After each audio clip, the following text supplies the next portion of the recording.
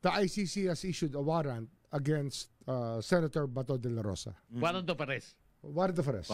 Ito ang anunsyo ni Ombudsman Jesus Crispin Remulla sa kanyang programa sa radyo.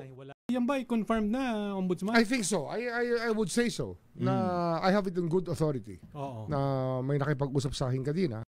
Si De La Rosa ang dating hepe ng Philippine National Police o PNP na nanguna sa war on drugs ni dating Pangulong Rodrigo Duterte na nakadetain sa the Netherlands para sa mga kasong crimes against humanity. Pero sabi ni ICC spokesperson Fadi El Abdallah, tanging sa official communications channels at press releases lang makikita ang mga ulat kaugnay sa ICC. Sa ngayon, walang anumang arrest warrant sa ICC website.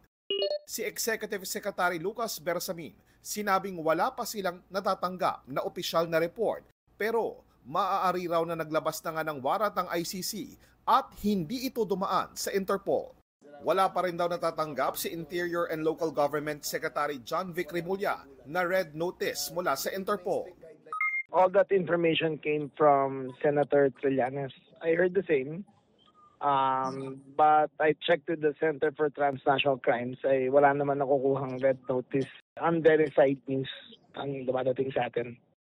Ang Department of Justice kumukuha pa rin ng impormasyon. Wala pa rin impormasyon ang kampo ng mga biktima sa pangunguna ni ICC Assistant to Counsel Cristina Conti. Ayon sa abogado ni De La Rosa, wala silang independent confirmation kaugnay sa warrant ng senador.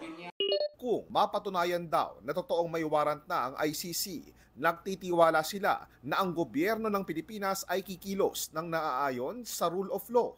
Anumang aksyon ay kailangan muna raw dumaan sa local judicial confirmation process sang-ayon sa Konstitusyon ng Pilipinas, due process at sovereign rights ng Pilipinas.